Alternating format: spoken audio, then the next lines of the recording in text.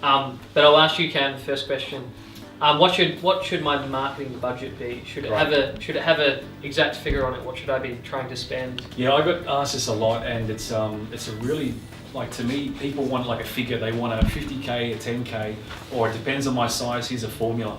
My attitude. This is really interesting because I was spending about 1.4 million per year in foreign exchange, and we had one keyword which was Forex Trading Australia, which we spent $10,000 on per month. One keyword, right? and the thing is, like, there is no set amount you should spend on any marketing. If you put in $1 or you put in $10 and you get 200% return, the only question is how can you spend more on this? And that's the answer. So if you're making money, do more of it until you get to saturation point. And saturation point to me is either when you get diminishing returns, diminishing returns. So you're making money, the more you put into it, you get reduced returns, return on investment. And that might be when you're going up in the ad ranking on PPC. It might be if you're expanding out geographically, that you're finding you're not getting the same amount of return. But either way that you look at it, if you're making money back on something in marketing, you should just keep spending more and look for efficiencies and what's the word for it? Scale, what's the word? Economies of scale, that's what I'm looking for. Yeah, so it's not really having a set amount, but actually saying, I'm making this much money from doing this campaign, let's get to saturation point and spend more money. And then what it effectively comes down to is if you want a marketing budget, you should have your marketing budget that's making money, and then you have your experimental budget, which might be 10,000, 5,000. And that's money you're happy to throw in, basically into the wind to experiment, to gather data and to try something brand new until you find another stream of income that produces revenues for your business. So I hope that answers that question. Does anyone else have some questions regarding like the marketing budget or anything like that?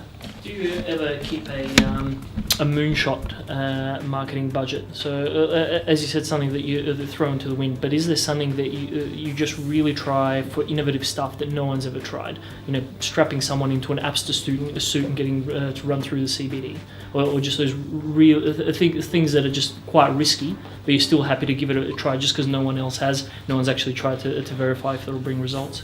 Yeah, like we've done, we went to Marcus Evans CMO Summit, and that was like an entirely different experience for us. Like we're digital marketers, and we actually went to a trade show, and we're meeting guys that spend 500 million per year, like ANZ CMOs, huge amount of brand awareness. And I think the best thing to do is experiment with it, and learn from that experience, and then go back with a whole different approach to it. Because like I went to that and with one marketing strategy in mind.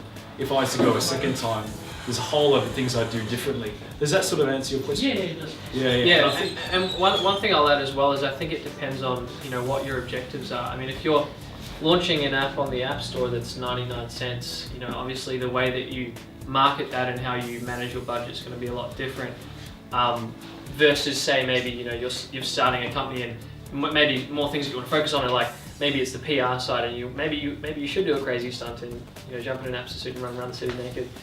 But like, I think you really need to look at what your objectives are. I mean, I know in our own business and the way that we're doing our branding, and some of how we're changing, how we perceived is more looking at the high end of should our logo be the way that it is? What does our website actually look like? And maybe that's not even necessarily marketing spend. But it's more looking at what's your brand and what are you really trying to communicate as well. So I think it's going to be different for everyone depending on what those objectives are. Cool. Okay, so we got the next one we wanted to discuss was who's involved in sales, and this is what Shannon loves. It's basically everyone that is client facing, and I've got a really good story. I was at a company doing an interview, and they're this like holistic therapeutic learning and education center. That didn't know anything about sales, and so they had this kind of sales department, and then they had the receptionist that picked up the phone and actually spoke to the customer. And I was thinking, she would come in, have a bad day, not realize that she's in sales. She's picking up the phone, talking to these people about their, the product that they're selling, and then at some point she would presumably hand these guys off onto the sales department. And my conversation with the owner was, that person's in sales. I don't know if you realize that. They may be the receptionist, but half the time they spend taking calls. Half the time she's not answering. Like, you actually need to incentivize her and treat her like she's a salesperson. If she's not picking up the phone, you're losing revenues. So, whether it's like, if you look at Appstar, they've got the scoping floor that deals with customers face to face. You've got the sales floor, which is really just to close a sale, and that's a very clear sales position. You've got the DevOps team that interfaces with the customer as well. So each one of those people is client facing and alters the experience for the customer. And it's the same for the businesses that you guys are dealing with. So anytime you've got someone that's client facing, it affects the experience of that customer. It affects the retention rate, the customer lifetime value, CLTV of that customer. And you want to make sure that every person that's touching that customer understands that they have a direct impact on revenues, whether or not they're considered sales or not. And the biggest thing I can think of with Appstar is that, you realize we're not just selling apps. That's not what we're doing. We're actually selling people's, we're giving people their dreams to build these amazing businesses that can just skyrocket in terms of their revenues. And if you talk to someone like you're just pumping out an app, you're not talking to them on their level. You need to be saying, this is like, this sort of, am I going in the right direction? Yeah, I think, and just to give you the context, because the question is, who's involved in sales and what does that mean in the context of marketing? Well, to me, sales is marketing and marketing is sales. It's really the exact same thing. But yeah, I think you're totally right. I think every single person in your organization is involved in sales. They represent your brand in some way. So, at the end of the day, even if they're not closing the deal, they should be involved at least in pushing this out forward in some way. Because at the end of the day, whether you're working in a startup or in a business, trying to help push that business forward, revenues is always going to play an important part of that. Whether through the marketing or whether through the sales, and I think you have to sort of marry the two. So. Cool. Okay, number 3. Who am I marketing to? Yep. Who am I marketing to? I had a chat to Well, James. who should I be marketing to, I think, is probably to sort of refine that. Yeah, everyone thinks we're marketing to customers, and that's really true. But at the same token, I spoke to James from Anthill. He's in your butter factory. Yeah. And he's actually got 2 types of customers. One is the person that consumes a magazine, because Anthill's, it's an online publication. The other one is actually the advertiser, and they're buying space off him. And typical magazines make about 60% of their revenues off advertising. I don't know what Anthill's is, but I know that in that it's the advertising revenue model, which is where you've got an advertiser and you've got the consumer. The consumer makes up about 40% of the revenues for that magazine. The other 60% comes from the advertisers. So part of the job is to sell to the people that read the magazine. The other part is to always bring in new advertisers that want to advertise to your demographic. So when you look at it that way, you've actually got 2 types of customers. So if you're looking also at an app, you've got the people who are buying the app.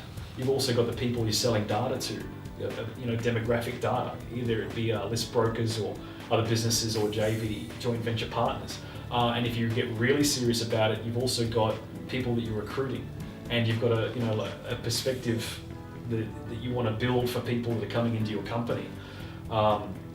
So you always want to make sure that you've actually got these 3 different people you're sort of advertising to at any one point, each one of them with completely separate interests and different ways that you talk to them, and presumably entirely different sales funnels and marketing collateral. So each time you're dealing with a different customer, you're dealing with there's a whole different mindset, and it actually costs a lot to develop marketing collateral. You can spend hours refining copy and split testing and figuring out what doesn't work and changing your graphics. Did you have anything to sort of add to that?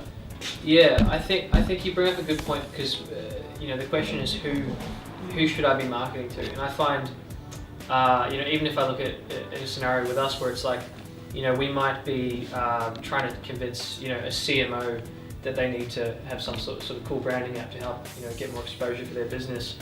But the question is, maybe I'm marketing to them, but who else might be involved in a decision-making process in terms of them buying the product, off your company? So, for example, with a CMO, they might have to go get approved that by, have that approved by a board as well. So who else through that sales process actually needs to understand and be aware of, why this product adds value, in their own business as well. So I think it's also understanding who are the stakeholders that might necessarily be making that buying decision as well. Which is always going to be important. I find that so interesting because, when you're dealing with big ticket sales, B2B, this is something I just love talking about. It's like, okay, when you're dealing with a consumer, that person has purchase authority and they have budget authority because it's their own money, it's their own business, small business owners. As soon as you get involved in a bigger organisation, you can actually get the person you're talking to buy into it, but they don't have budget authority. And that person actually becomes like your ambassador within that organisation, and you need to give them the marketing collateral that they need to sell it on to people, the stakeholders within the company. And this is like something that most people don't understand. That person needs to advocate your product within their company, particularly if it's something that requires huge budget authority, 100,000, 200,000. So that's just a really interesting thing to think about. Depends on the size of your application, because if we're dealing with a B2B application, we're working on one at the moment, like it's, push that through into a large organisation, huge value proposition, but also huge investment. And you can have these two people that love the product, but they still need to bring the stakeholders across and change the company processes and environment. So it's just a really interesting one. Okay. All right, how is marketing different for a startup versus maybe a traditional or an established business that's been running for 5 years? What are the differences between those two? How do I market if I'm a startup versus I'm a business that's been around? Guerrilla marketing. Oh, jeez. I mean, everyone should be doing guerrilla marketing. You're in PR, right? Yeah. This is, to me, like guerrilla marketing is just common sense. You don't want to spend more money if you can avoid it. So if I'm going to say, I've got a lead for $50, a lead for $100, of course I'm going to pick the one that's $50. So guerrilla marketing is just how marketing should be done. But I guess that question, I wrote that down simply because startups have this big problem of they don't have an existing system in place to get leads in the door. You're either paying too much for a lead, or you're getting the wrong demographics around that lead. And so startups have to do a huge amount of experimentation in terms of, are they doing PPC, are they doing magazines, trade shows, face-to-face, cold calling, and they can go through all of these things, spending months refining and refining. Whereas when you look at a developed company, like you've got a sales structure that's proven, you know it works, you know how much money you put in and how much you get out of it. And the startup not only has to build a product, right? They have to build their app, they have to launch it, but they need to spend a huge amount of time experimenting with their marketing budget, experimenting with salespeople and sales processes until they actually prove a model and they prove a system and they get it working. And then obviously they can refine that. But if you look at a marketing department, like for a startup, they're constantly pivoting and trying to figure out what works, not just with their product, but also with their marketing department. So startups have a huge amount of weight just on their shoulders, trying to not just make a great product, but make a great sales and marketing department. So that's just something I really want to share with you. Yeah, I think that can be such a challenge as well because, rule of thumb is that before you get to the $1 million+ revenue a year, sales, should be the main priority. But you're sort of having to balance it in terms of, we've still got to make this amazing quality product, but I still need to, make sure that I've spent, time to build an amazing, to build an amazing sales process as well. Yeah. And it's sort of like a balancing act. But what I will say is, I think, in terms of marketing for a startup, where can you get the most value or where can you get the most bang for buck?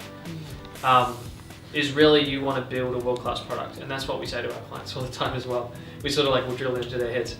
But you need to build the experience. Whether you've got an app or whether it's a service-based business, whatever. You need to build that experience that when people use it, when they open it up, they sort of just like, wow, that's what the response is. But not just that. It sort of gets to the stage where it's like, okay, wow, this thing's incredible, but it's adding so much value in my life that I'm going to go and tell other people about it as well. So I think it's always going to come back to value. If you can really concentrate on that and think about, what is value? What does value look like for my customers? How can I add incredible value in their lives so that they actually rave about my product or they rave about my service? That's where you sort of make sales superfluous. If that's a cool word, I guess. But you make it almost automatic. So that's definitely something to think about. Yeah, I've actually got a good example of that. When I first came to Appster, I was talking to a customer, and the guy wanted to do like a budgeting application, and I said, that's interesting, but you know what a really interesting pivot from that would be, which has a hugely viral component, is to have a feature of that application that is like, you owe me money, like to like a roommate or whatever. Because I'm thinking, like that's to me, I'm thinking, okay, so you're in a shared accommodation, maybe as a university student or to someone as a professional in shared accommodation. Internet bill comes between 4 or 5 people, you need to split it up. And then you've got, I don't know, pizza and beer, whatever it might be, you know, in shared accommodation. And to have this you owe me part of an application, you can send that request for someone to owe you money to their email address. And now suddenly that app is now viral. Something that was previously just a budgeting app now turns into something that's viral. And so a startup, like, you know, you're starting off with this really core product and you're just trying to pivot, and slowly over time you'll branch out and figure out what's working, and that's like a really good example. But to really condense down where, you know, in terms of experience and how a startup is different from an established business, if you look at PPC, when I was setting up PPC campaigns, you just throw money into the wind, you know, and you don't know what keywords are going to work, which ones are going to be really successful until you get all that historical data. And once you've got it there, you can actually start optimizing your campaign. So established businesses have this huge benefit of having all this established data, having all this established labor, resources and experience behind something, whereas startups are hugely experimental. And so you need to be aware of that and say, well, you need to create an environment where it's safe to fail. Because otherwise, if you say I've got, you know, 10 grand to spend and it has to produce money, you're gonna have a bad day. That's the reality. We'll often really look, I think, you know, specifically, I mean, we work with a lot of corporates and they've got, you know, the big budgets, which is all, you know, fine and dandy. But, you know, when we're working with the entrepreneurs, and sometimes, you know, they've got a much smaller budget, so we're really focusing on how can we bring that cost right in, because we want to be a long-term partner that sort of works with them the whole time. And, you know, we hope they be successful so that we can work with them in the long run as well. So really it's like focusing on, when we're building the product, you know, focusing on MVP and building minimum viable product, and trying to get as much, you know, business value out of that product as well. But then from the marketing side, we want to really help them figure out, okay, what strategy can I use so that I can really get bang for buck in terms of how I'm spending my marketing dollar. And you know what, sometimes you literally don't have to spend marketing dollars. So some of the cool things that we can do with products is look to integrate, like you were saying before, from the viral side. How can we integrate what we call social connection strategy? So we're looking at, are there elements of this application that, you know, inherently in me using it, I need to possibly invite other people, or they need to be a part of it in some way too. So if you look, for example, what would a good example be? Song Pop. Is anyone familiar with Song Pop at all? Probably played it before. Basically, what they did, which was really cool, was, you know, you would play this game and you've got to guess a song, and so does your friend. They have to guess a song as well, and whoever guesses it faster, you know, you win tokens and whatnot. So you can unlock new genres, because after a while, the genres that you do play, they get kind of boring. So you want to sort of unlock new genres so you can, you know, move out of the top 40. So basically, the really cool thing that they did was they let people invite friends. And if you invite friends, you would get tokens. So either you could play the game for, you know, 8 hours and guess, you know, 1,000 songs, or you can invite 5 friends and get the same amount of tokens. And I think they went from, like, I don't know, it was a crazy amount of growth, but over 60 days they, you know, what was it, quadrupled their user base, I think. So they went from like 600,000 to 2.5 million users, specifically through using that strategy. And, you know, that, again, that's something that we'll try to look at, is how can we integrate social connection strategy and really, you know, almost make it like people that use the app become like a free marketing department for you. So number one, if you can focus on, first of all, giving your audience or giving your customer base that incredible value so that they actually rave about your product, but then at the same time look at how you can integrate social connection strategy. You know, that's going to help in a massive way, and hopefully limit the amount of money that you actually need to spend on marketing in the first place. Because remember, you're a startup, and you're always going to be, you know, tight for cash if you don't have good funding. So. Could be a big sinkhole for money. Just people. You can just throw money away so quickly. You need to be careful. I mean, if you know what you're doing, you can make a lot of money too. That's for sure. Okay, we'll move along. Okay, so what affects sales that is not sales? and again, I mean, the context of this obviously is that for us, in our opinion at least, we believe that marketing and sales is basically the same thing, and they should be. You really need to marry the two. But what affects sales that isn't sales? Yeah, I mean, look, to me, just following that for a tick, I mean, sales it's just revenue generation. You know, whether you call it marketing. You gotta bring money in the door. I don't call it like even marketing. I call it, you've got lead generators and you've got salespeople. Lead generators just bring in the leads, and the salespeople actually have that conversation. So, you know, your lead generators, which are your marketers, which is PPC, they're just looking at bringing the most qualified customers in the door, which is salespeople are closing. And then obviously, you know, your product people, which is at APSA, that would be your scopers and DevOps team. Those guys actually affect the experience of the customer post-sale. And those people seriously, I mean, the product really affects, you know, the retention rate of the customer. So each of those people that is client-facing, whether or not they're officially in sales, back to the receptionist sort of thing, you know, they affect retention rates and they affect, so I mean, sales it's just revenue generation at the end of the day. What affects sales that is not sales? Well, that's product really. I think we sort of touched on that a bit. And I mean, if you look at, I guess apps, so like, you know, if you have a great product, people will come back. Maybe this is something that's better for you to talk about. Yeah, I think like everything, like every little part of your, you know, your business or your startup or, you know, whatever stage it's at, is a part of the sales process. And I think people, like, you know, they notice the little things. Like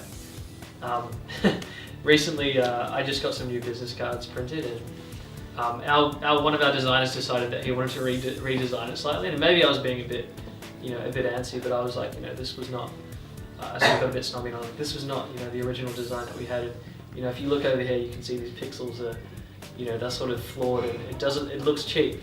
But you know, I was kind of serious when I said that, because I think, you know, every little piece of your business, every you know, piece of copy on the website, how it looks, that speaks to the person that's on the other end going, you know, if these people care enough about their business and their website and every little detail, then they're going to care about my product or the product that they're producing as well. So I think that's important. I think that affects sales in a big way. I mean, it says right here, customer service as well. We sort of like, you know, in our last, you know, I guess exec meeting that we had, we were going over just in our own business, because one of our goals is that we want to build an unparalleled development hub for cultivating the greatest ideas and innovations in the world, and that's a really, you know, lofty goal. We call it a BHAG if you read Jim Collins.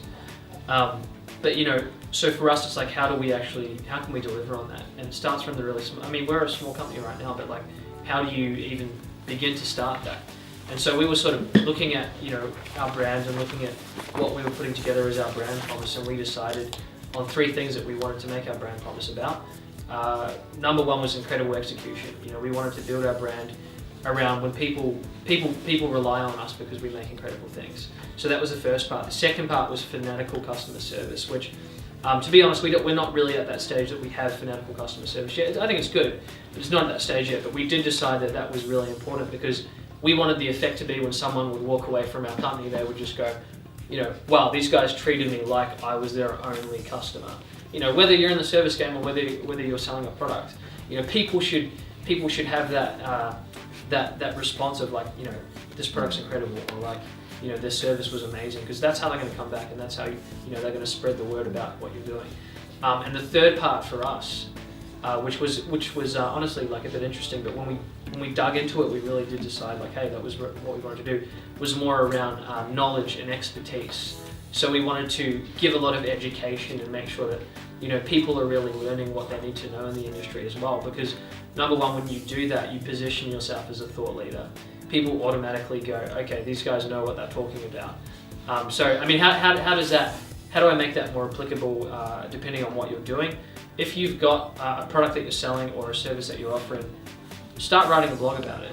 Start setting the buying criteria so that people, when they visit your website, they can actually look at it and go, you know, wow, these people know what they're talking about, because they're saying that when I, you know, let's say I was selling bikes, right? Maybe I've got an e-commerce store for bikes.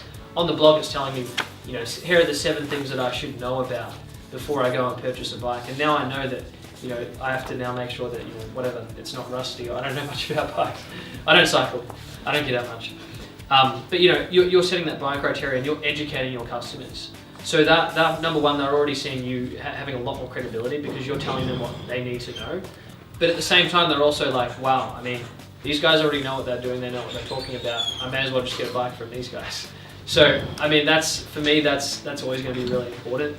I mean, do you have any? I've got a great story. Yeah, no, I was just thinking back to the Yellow Pages days, and can't remember who was doing it, but you have this page of dentists, and it would be big advertisements, small ones, colour ones, you know, and they're all kinds of different calls to action. And what one group did is they put just a medium-sized advertisement in that said how to pick a good dentist. So you've got all these people saying, I'm the best dentist, and then this guy's saying, call us to find out the 4 things you need to know to pick the best dentist.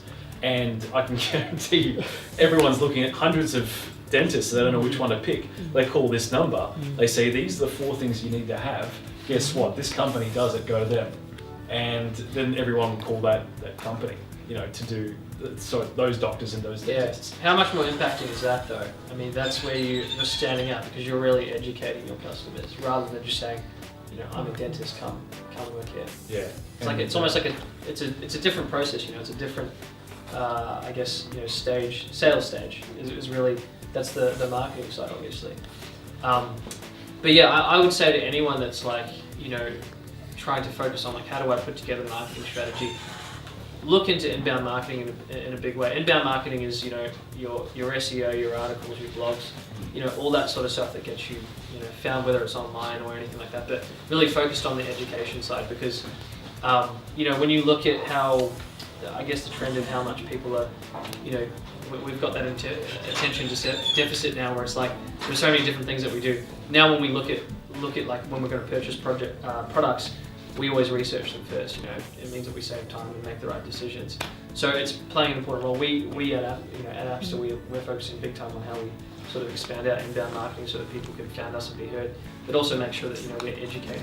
So is that additional budget to do that? Like, yeah, taking separate from your marketing budget, then you're now saying you need it's a part of the marketing budget because it's more about producing really high quality content and then making sure that that's found, and that goes back to, you know, all sorts of SEO stuff that we won't talk about at all.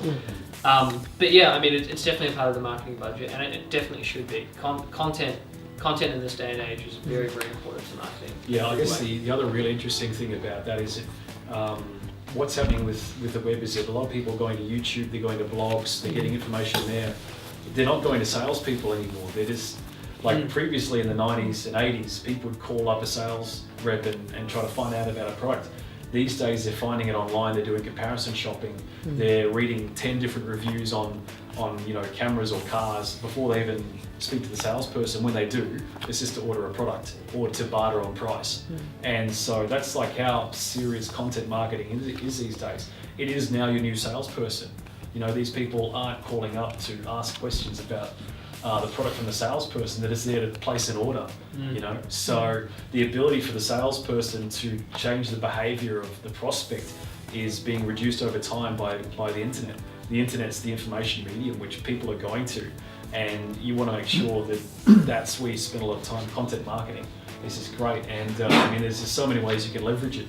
YouTube, Facebook, you know, podcasts, email series, lead nurturing. So it's just an extremely powerful way to alter behavior. So yeah, content marketing is something we really believe in.